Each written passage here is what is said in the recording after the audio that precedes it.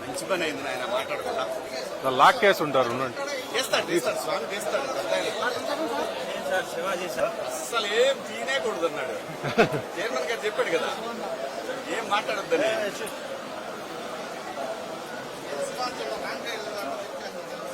ఇది రాకపోయినా అదే మా దారి ఇదే పైన పెట్టేసిందన్నా సార్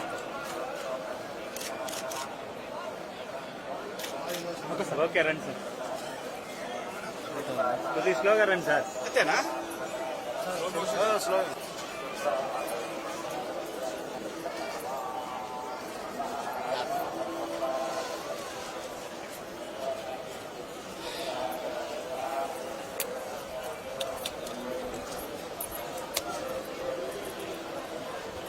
మీరే ఛానల్ అబ్బాయి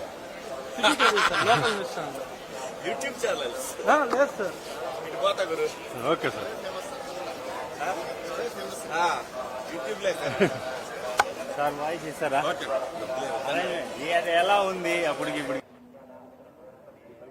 కలియుగ ప్రత్యక్ష దైవం శ్రీ వెంకటేశ్వర స్వామి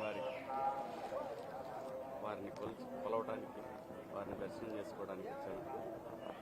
చాలా ఆహ్లాదకరంగా ఉంది.